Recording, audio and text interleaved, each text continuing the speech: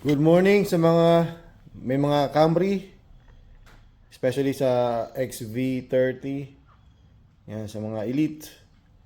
Good morning sa inyo. Good day. Ngayon magpapalit ako ng wiper linkage ng aking 2003 Camry. Yan, papi-DIY natin kasi bumigay na. Yan, so after ilang years na ba to? 23 years.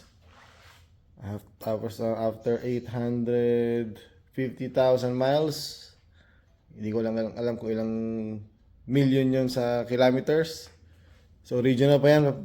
Papakita ko sa inyo na paano pinapalitan. Ito kasi pakita ko pala sa inyo guys muna ha.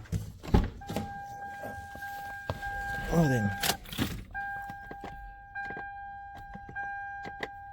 Yeah, so meron na tong 856,000 miles. Yan, so pakita ko sa inyo paano pinapalitan. I-on ko na to, makikita nyo. Ayun. Ito sa inyo. Yan. Isa lang yung umaangat. Ayan. Hindi na umaangat yung isa kasi nasira na yung linkage nya.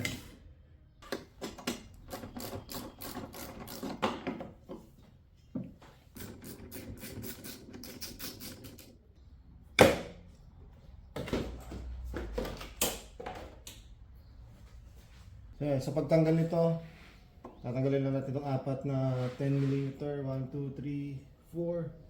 Tapos di-disconnect natin itong connectors na to.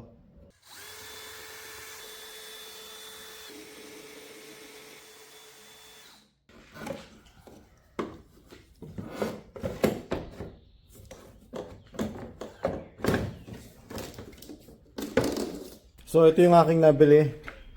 Used din pero original. Yan, naka-jackpot ako dito dahil binenta lang sa akin ng $20. Usually mga nasa 70 pataas yan eh.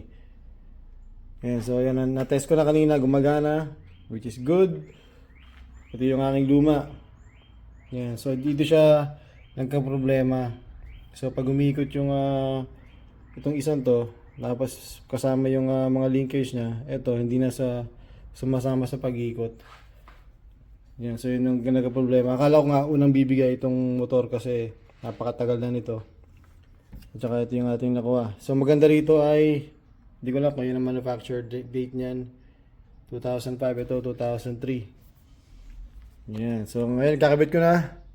Napakadali lang ikabit. Ano lang yan, 4 na tornilyo lang yan. Isa, dalawa, tatlo, 4. Ganun lang kadali. Tapos siyempre kakabit natin itong connectors.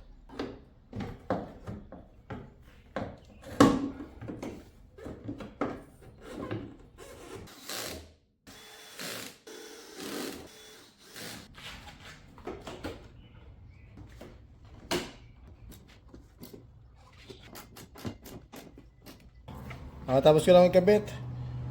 Ayan na siya, nakaporma na ulit. Ngayon test na natin kung kagana. Yun!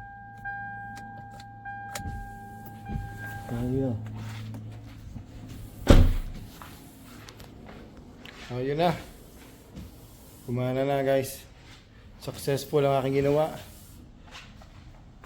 Ayan. So, nagkata ko pala sa inyo yung naging sintomas niya nung una. Ito, yung sa driver side. Pag bumabalik siya, parang minsan hanggang dito lang. Tapos minsan naman, pag dumarating na dito, yan, pag dumarating siya dito, minsan, nandito na. Pero kung mapapansin nyo, itong isa, hanggang dito lang. Tapos pagka yung una, yung sintomas niya, umaabot siya dito. Ayan, so yun ang naging sintomas niya guys. Ayan, so salamat sa panonood. Kung gusto niyo palitan din yung mga wipers ng mga sakyan nyo, kahit di namang Camry, pare-pareho lang din ang design yan. Yan, sana nakatulong itong video na to. So guys, see you sa next video.